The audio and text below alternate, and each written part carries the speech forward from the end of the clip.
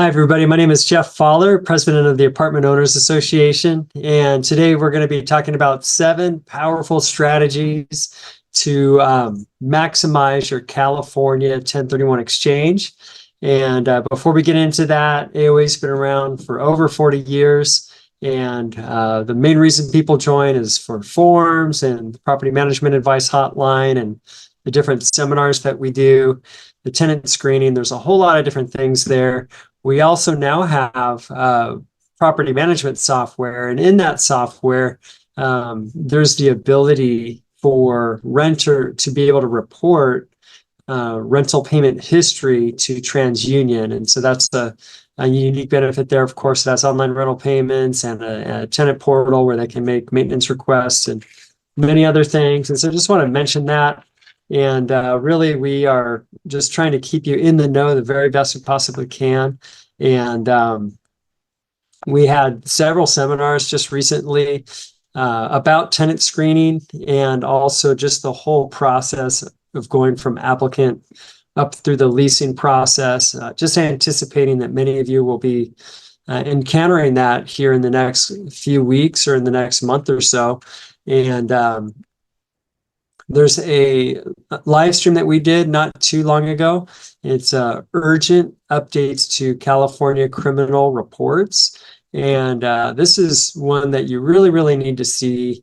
So check that one out. Search it up on AOA USA in YouTube, on YouTube. And then, of course, this video and all the other live streams that we do, or most of the other live streams that we do, are on our YouTube channel, the AOAUSA.com. All right. And then there is, some of you may have read my article in the AOA magazine. I did an interview with 3 different property management companies, and they shared what their criteria were. We put a video together for that, and I believe that we're just polishing that, and we'll get that uploaded. Hopefully by tomorrow, get that uploaded into the member portal, and that will be for members only. And you'll see some differences between these 3 different property management companies and the criteria that they set. So that should be, you should be able to get something out of there, especially as you may be in the tenant selection process or soon to head into that process with school getting out and people starting to move around during the summer. All right. So, and then there was a in-person video with Dennis Block that we did. It sold out in a couple different areas, so we will be posting that as well. All that will be in the member portal. So not everything is on YouTube, on our YouTube channel, but hey, we do have one coming up live here with an eviction, a landlord-tenant attorney, and they're going to be just going through what your rights are as a landlord. What questions can you ask, and what can you do as a landlord when it comes to tenant screening? And so they'll cover that. And then I also just want to mention, it's way early this year, so we're just going to be announcing it earlier than normal, but we have the AOA $1 Million Trade Show and Landlording Conference. That's coming up on August, not October, but August 22nd at the Long Beach Convention Center. And we will have over 150 different vendors there, not booths, but vendors. There'll be over 20 different seminars for you to choose from. And it's free 6-month membership for anybody who's watching this who has never, ever been an AOA member. If you have an expired membership, it doesn't count for you. But anyway, just want to invite you. Registration's already open for that. So just register once. You don't have to register multiple times. Just register once for that. And that'll be awesome to see you there. And today we're really just so thankful for Real Estate Transition Solutions for making this event, this live stream possible. And they are a real estate investment advisory firm. They're your DST experts. They have 4 offices, even just on the West Coast, including Orange County and San Francisco here in California. And anyway, so I want you to look them up and just see what they have to offer to you, and as you're shopping around for a potential 1031 exchange into DST type of company. All right, so our speaker today is a partner and chief strategist at Real Estate Transition Solutions. He is a CPA with extensive expertise in 1031 exchange strategies and tax deferral strategies. And he leads Real Estate Transition Solutions team of skilled advisors and analysts, serving as both an advisor and advocate for owners of highly appreciated real estate. He also regularly contributes to educational articles. He's with highly acclaimed publications like Business Insider and, of course, the AOA magazine, demonstrating his profound knowledge in the field. And so so please join me in welcoming Austin Bowlin.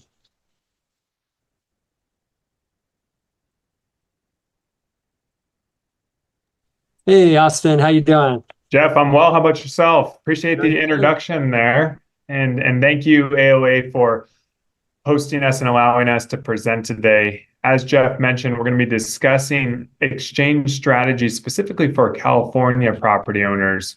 I'm giving a glimpse of what we have seen be the motivation and some of the opportunities available in performing a 1031 tax deferred exchange as a California investment property owner. As Jeff mentioned, my name is Austin Bowlin. I'm a partner here at Real Estate Transition Solutions, and we'll be presenting to you all today. We have a fair amount of content to move through, so we're going to be working pretty quickly here. One of the replacement property options that we'll be discussing in brief is what's referred to as Delaware Statutory Trust replacement property. Delaware Statutory Trusts, or DSTs, are both eligible as replacement property, i.e. like-kind property for 1031 exchange purposes, but also treated as securities with the Securities and Exchange Commission. There is a requirement in order to invest in DSTs. One must be what is considered an accredited investor. Typically, that means having a net worth in excess of $1 million, not including the value of your primary residence. What you see here is an overview of what we'll be discussing today. To give a little bit of background on our firm, Real Estate Transition Solutions. We'll talk about the mechanics of a 1031 exchange, especially for California property owners. There is some nuance there. And then how one goes about selecting replacement property and the timeline associated with that in order to have a cohesive exchange that ultimately is going to move you closer to accomplishing what your financial and lifestyle objectives are. Talk about ways to upgrade your exchange, opportunities to look for, and then wrap it all up, the conceptual, if you will, with an illustrative case study, make it a little bit more tangible, and then share some additional resources that are available to the AOA community. Jeff mentioned this in brief, but our firm, Real Estate Transition Solutions, we're a real estate advisory firm that focuses on serving property owners who are in the third and the fourth quarter of property ownership. What we mean by that is typically retirement years, owning real estate that if it were to be sold would face significant tax consequences, especially as California residents or the physical properties themselves being located in California. And fortunately, with investment real estate, you have the 1031 exchange available to you, which allows you to rebalance your portfolio or make changes to your portfolio so that it fits with your objectives. We know that real estate ownership is very dynamic. The properties themselves change, the markets around those properties change, both at a local level and a macro level, what with interest rates and inflation and the like. We know that the regulatory environment changes, often far faster than any of us would like. And frankly, it would be far faster than it is today if there were not organizations such as AOA fighting the good fight and making sure that the legislators, to the best of their ability, understand the consequences of what it is that they're proposing. Also, the tenant profile of properties can change. And on top of all of that, property owners' objectives change as they go through the chapters of life. Now, this could mean as a owner is entering those retirement years or well into those retirement years, perhaps they're more focused on income generation or the stability of that income stream or recognition of the fact that they may be concentrated in their portfolio, owning a single property type in a single geographic area. And that could represent a pretty meaningful portion of their net worth. And so then diversification beyond that. Our area of specialty is underwriting and then ultimately designing portfolios of what we refer to as institutional property ownership, where an individual can exchange into owning a portion of large institutional properties. These are properties you'd see being acquired by life insurance companies, real estate investment trusts, et cetera.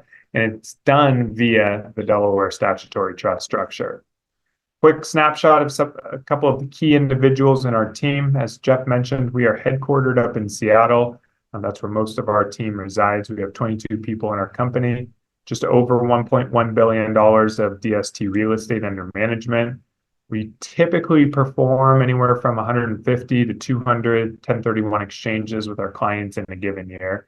So there's a 20-year history and lots of experience among our team in order to shape and make sure that we are providing the highest level of service to our clients that we work with.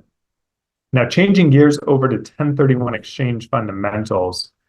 Section 1031 Section 1031 of the tax code is an incredibly powerful section of the tax code because it allows what I referenced earlier, the ability to sell investment real estate and then utilize all of those sales proceeds to acquire new investment property.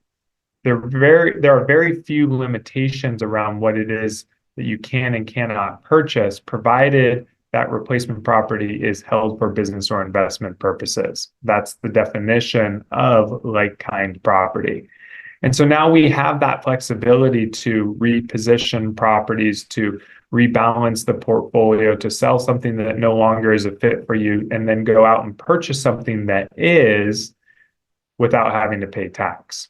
And the core underlying strategy that the vast majority, not all, but the vast majority of our clients are implementing is, let's keep deferring that tax liability through years and decades of ownership and quite possibly multiple 1031 exchanges until eventually, in a community property state such as here in California, an owner or the spouse pass away, at which time all of that deferred tax is then eliminated. And that's incredibly powerful to be able to keep those dollars working for you and then ultimately have all of those tax consequences eliminated at that point. Number of common motivations that we see for 1031 exchanges. The face value tax deferral is massive in and of itself, especially when we're talking about California, because the highest applicable tax rate on sales proceeds in California can be over 42% of proceeds. You purchase a property for $500,000, it's worth $3 million now, everything looks good. And then if you sell it, you run through the tax liability calculation, and all of a sudden you might be looking at nearly half of those sales proceeds going towards paying federal and state income tax. But then there's also the opportunity to acquire property that's a better fit for what you as a property owner are seeking to accomplish for the coming years and decades of life, whether that's enhancing income, whether it's taking a step back from the daily responsibilities of either active property management or oversight of third-party property management. Maybe it's being a little more opportunistic and investing in a market where you see more growth opportunity associated with it, or diversification. All of these are achievable as it relates to performing a strategic exchange. This is a quick demonstration of the power of the 1031 exchange and not reducing your sales proceeds by paying tax. So what we have here is a scenario where a property sold for $2 million, and in one column, we're going through what would be the post-tax proceeds reinvested and then earning a 5% return. In the other column, we're assuming an exchange is performed, no tax is paid, and at the same rate of return, 5%, just given the fact that you have more funds to deploy, the difference in annual cash flow is approaching, say, $46,000, $47,000 at a 5% cash flow. So a quick demonstration of just how meaningful from an income standpoint deferring your tax liability can be. When we talk about the 1031 exchange timeline, it's important to know that the timeline is rigid, and most people jump immediately to the IRS mandated timeline. Our approach actually begins much sooner than that. It all starts with knowing the inputs. What is the tax liability that would otherwise be due upon the sale of the property were an exchange not performed? From there, we go into education mode, making sure that the property owner understands what is and what is not allowable via a 1031 exchange, what the rules and requirements are associated with an exchange, and frankly, just doing our best to make sure there's no surprises that end up surfacing down the road. Once that's been accomplished, we shift the focus on the property owner. Let's dive into objectives. Who are you? What do you own? What are you seeking to accomplish?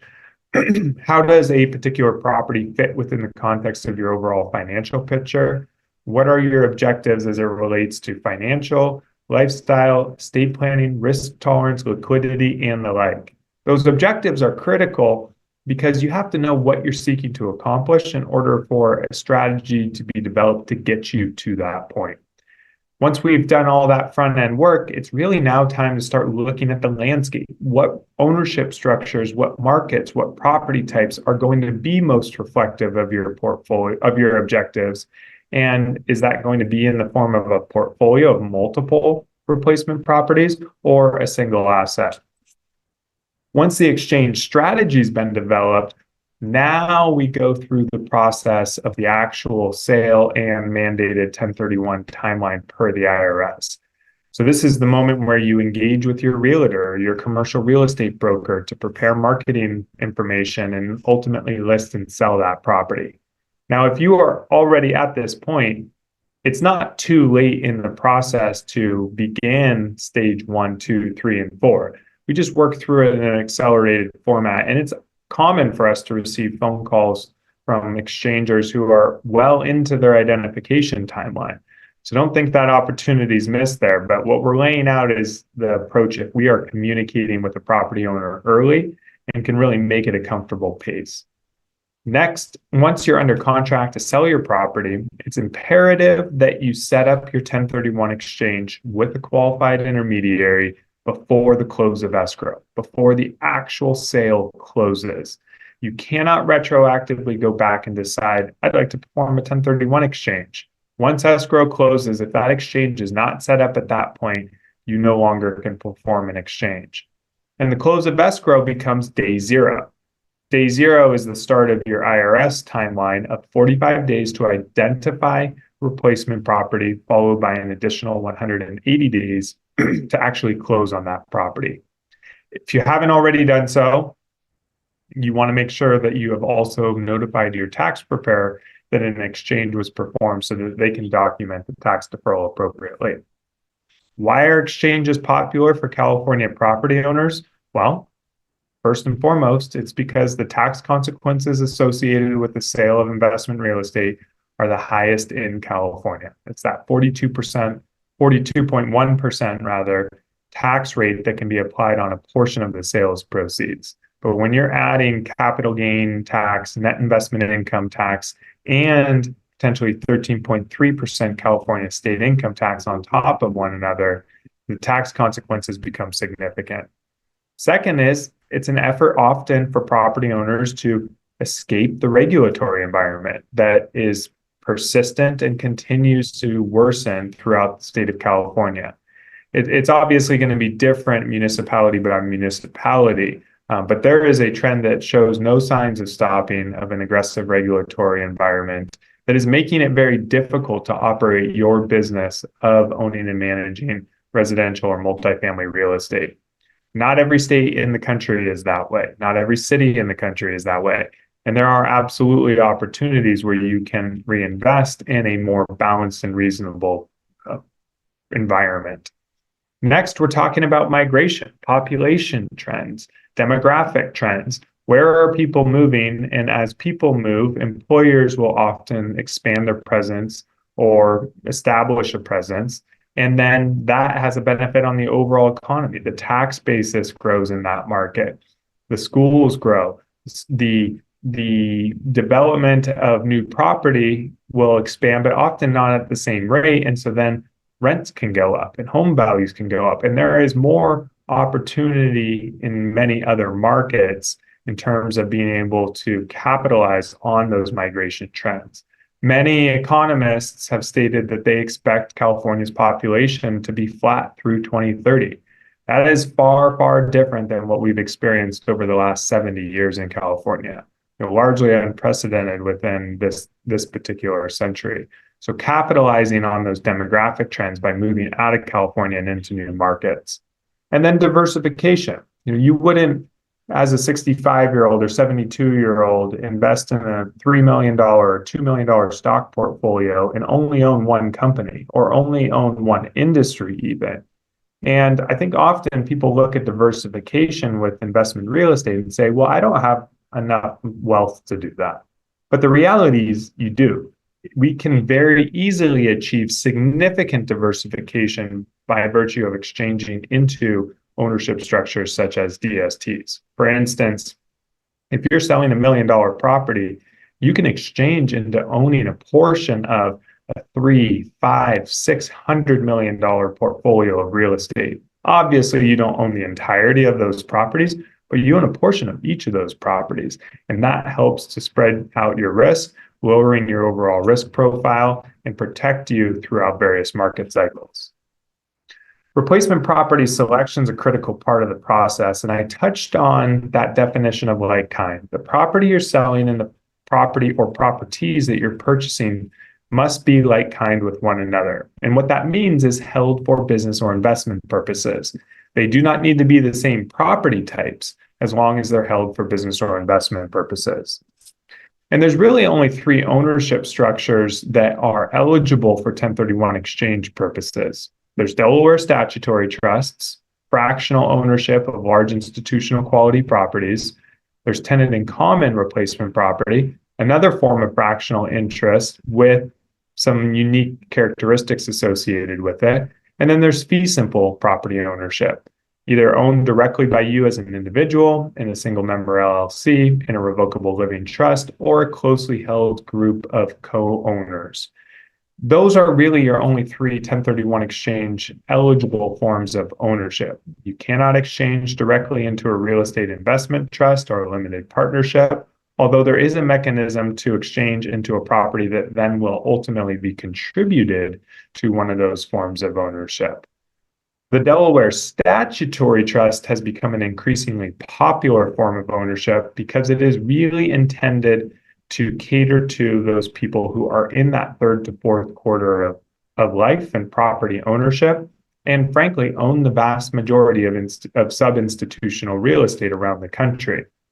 It is that opportunity for them to have a form of ownership that fits with their objectives for the final 10, 20, 30 years of life until they get that step up in basis, at which time, eventually, typically the surviving spouse and most likely the beneficiaries are then just going to take their sales proceeds with little to no tax consequences. DSTs are income producing. They're passive. They distribute cash flow on a monthly basis. You do not forego your potential for appreciation. All of that's distributed back to investors. And you get to select the specific properties and property types and markets. Average duration of a DST, the average hold period, typically 5 to 7 years, and then that property is sold. When we're looking at new markets to consider an investment in, it's important not only to take into account the fundamentals of that market, the growth trends, the demographics, the regulatory environment, diversification among employers, infrastructure, congestion, et cetera, but also how your personal objectives layer on top of that. And it all needs to be looked at within the context of the macroeconomic environment.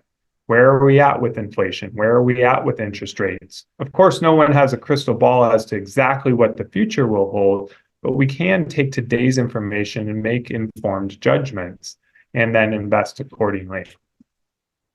2 property types that we are particularly bullish on at this point are industrial and multifamily. And when we're looking at these 2 property types, we're doing so over an expected, say, 5 to 7 year hold period. So we're less concerned about year by year. or even evaluating a property on a 12 or 24-month basis. But know that historically industrial has had more stability in the cash flow given the nature of the leases associated with these properties. What we really prefer in the context of industrial is mid-sized industrial and small industrial properties, given how little development there's been of those two property sizes over the past 20 to 30 years. Multifamily is dealing currently with some excess supply issues in many desirable markets that still have the strongest demographic trends and fundamentals associated with them. That's some of that near-term turbulence, that 12 to 24-month turbulence, that frankly is not the reason why you invest in multifamily. You look at it over the growth potential in that 5 to 7 year hold period. And our highest historic annual rate of return of full cycle DST properties at 13.8% has come from multifamily properties. So quick ways to upgrade your exchange. First, exchanging into a property type that's a better fit for your objectives. Maybe you're selling a single family rental where the return on equity, the cash flow as a percentage of the equity in the property, is often in the 2.5%, 3% range. You look at exchanging into a different property type like industrial, where you're generating 5% first year cash flow, and all of a sudden, just like that, you doubled your income. So that $50,000 or $40,000 in net rental income that you were receiving before now turns into $80,000 or $100,000 of cash flow. For some, it's about the location. It's moving out of the market in which you've owned today for many of the factors that we noted before: more growth opportunity, more favorable regulatory environment. With an exchange, we know that you can reinvest all of the sales proceeds. That means more purchasing power. And should you elect to take on leverage associated with your exchange that does not require underwriting of the investors in the DST structure, now we're talking about adding depreciable basis and more appreciation potential by virtue of owning more investment real estate. Enhancing income and annual rate of return by way of income and appreciation. The more property value you own, the more growth potential there is, and all that appreciation is captured on the equity side. So if a property value goes up $1 and you have 50% leverage on it, that's effectively 2 times the percentage return for the equity portion. Diversification. Spreading out your investments among multiple geographic markets, multiple property types, multiple hold strategies and investment strategies, all of which very achievable using ownership structures such as the Delaware Statutory Trust via a 1031 exchange. And then let's keep deferring that tax liability until ultimately someone passes away. And all that tax that's accrued is then eliminated. Now, there are also liquidity strategies that we can build in if you need access to capital along the way and do it in a tax efficient manner. And then last, but certainly not least, taking a step back from active property management. Directly managing investment real estate, overseeing third-party property management, it's time consuming. And the responsibilities seem to rear their head at the worst possible time. Cold spells, holidays, whatever it may be. So being able to have access to institutional quality management, entirely passive from an investment standpoint, is a great way to enhance your exchange strategy. Quick case study here. What we have is a couple, Walter and Maria, had a multifamily property, in San Diego, California. Property had been purchased in the late 1980s. Started working with them in 2020, and that property had appreciated meaningfully. Purchased for $850,000, broker indication of value at $3.5 million. They knew that they wanted to retire from active property management.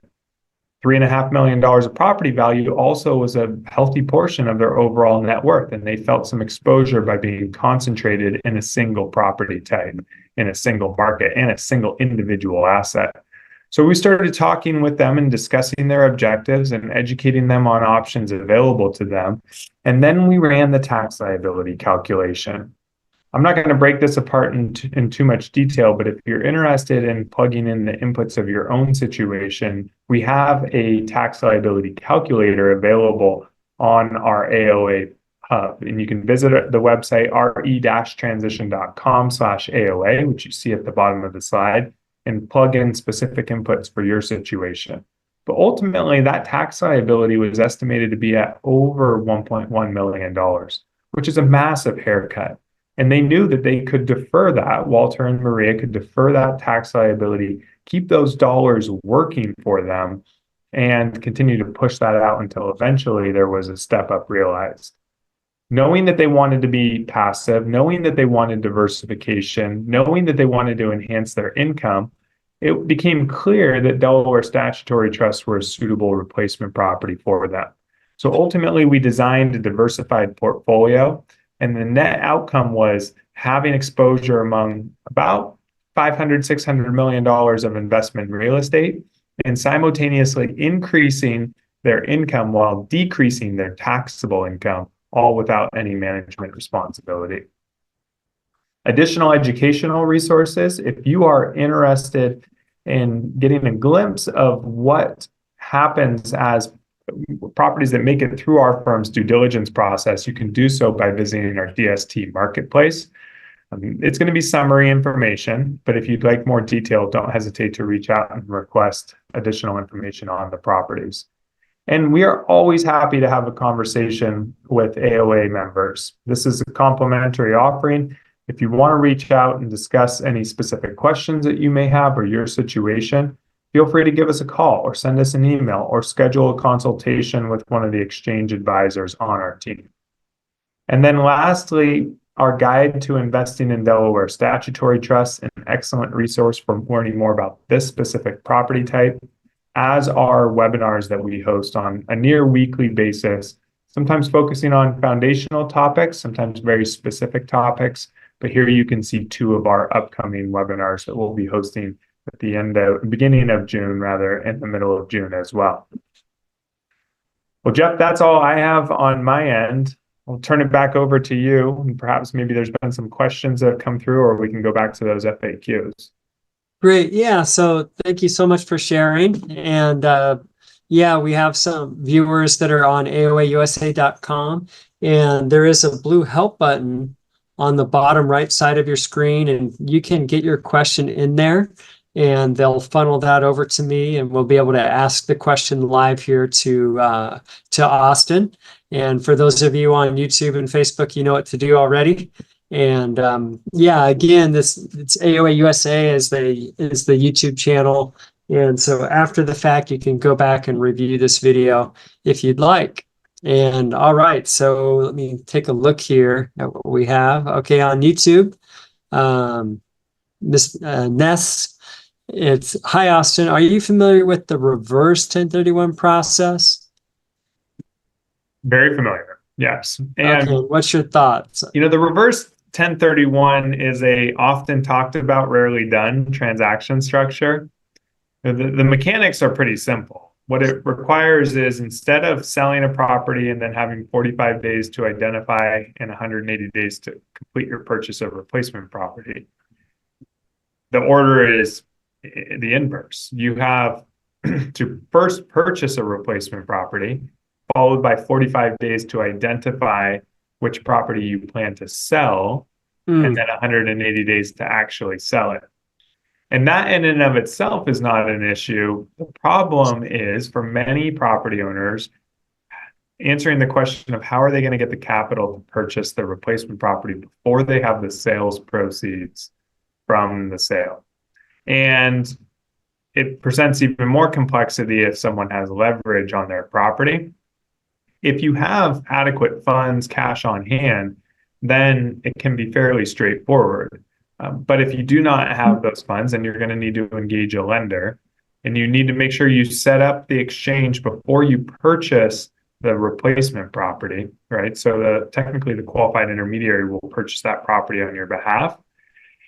And the real kicker is, lenders do not love that situation where you have a third party that's buying a property on your behalf, holding title in a newly created LLC that has no history associated with it, and they're lending to that LLC under the assumption that then 45 days later, you're going to identify a property to sell. 180 days, you're going to close on the sale and then pay off those lend funds at that point. There are a few lenders that will do it. The cost of the exchange is meaningfully higher as well. And the reality is where we see reverse exchanges done most commonly is in really hot markets where property is moving very quickly. I don't think today's environment, given the increase in interest rates, lends itself to warranting reverse exchanges for most circumstances. Great answer. And another question. So people, when they get into the exchange, when they do a 1031 exchange, what are the fees that are associated on the front end with it? I mean, you have all of your standard sales costs, title, escrow, brokerage, excise tax, if that's applicable, depending on where you're selling the property. But really, the only out-of-pocket cost associated with an exchange is the use of a qualified intermediary. That's going to be the entity that will hold on to the sales proceeds on your behalf while the exchange is being performed. And most qualified intermediaries will cost anywhere from, say, $1,000 to $2,000, depending on the number of properties acquired. And then on the back end, when, usually the life cycle on this, correct me if I'm wrong, it's 5 years, 8 years, somewhere in that range. Is that right? 5 to 7 has historically been the average. Yes. And so on the back end, is there, when it is sold, the property is sold, what at that time, what happens? What's the fees? What kind of fees are there at that time? So the DST sponsor, the company that first identified, acquired, and then is managing the property on behalf of the investors, they are allowed to take a defined disposition fee upon the sale of the property. Typically, that's 2.5% to 3%. But they're not legally allowed to participate in any of the appreciation beyond that disposition fee. And otherwise, we're looking at standard real estate transaction costs, which expressed as a percentage of sales proceeds are significantly lower when we're talking institutional property at $150 million than they would be as, say, standard 7% closing costs for a $1 or $2 or $3 million property. But really that disposition fee, and then again, title, escrow, potentially brokerage, although that's often included in the sponsor's disposition fee. If there's any transfer tax or excise tax, given where that property is located, if there's any yield maintenance or prepayment penalty or defeasance for a loan, those can all be present. But it's pretty lean on the backside. And really the only different component than any of us selling directly on real estate today would be the sponsor's disposition fee. Great. And if someone wants to, let's say, like you said, it's somewhere between 4 to 7 years. If someone wanted midstream, they wanted to get out of it before, like there was just some sort of extraordinary need for the cash, and they needed to get out of it. What's the process for that? And there definitely is a mechanism to do so. However, we always tell property owners whom we're communicating with, you want to view DSTs as an inherently illiquid investment. And circumstances can change, but if that is a high level of concern for someone on the investment into it, that 5 to 7 year hold period, it may not be suitable for them. That being said, say it is suitable for someone, and at the time of the exchange, they're not concerned about that, and they feel like they have plenty of liquidity on hand to get them through that 5 to 7 year period. Then we would be looking at selling the ownership to another individual, likely performing an exchange. So that's one of the benefits of working with a firm like ours that typically has 20 to 30 exchanges open at any given point with our clients, is we'll make the ownership available to them. Value has to be agreed upon between the buyer and seller. And then at that point, there's typically a right of first refusal for the existing investors in that DST, 30-day period for that. And should none of those existing investors exercise that right of first refusal, then they can go forward with selling to that new buyer. All right, ladies and gentlemen, Right. here we do have this question in the chat. Um, for the Walter and Maria example, what were the total fees paid by them to complete the entire 1031 exchange into DST and the other items? I don't recall off the top of my head which qualified intermediary they worked with.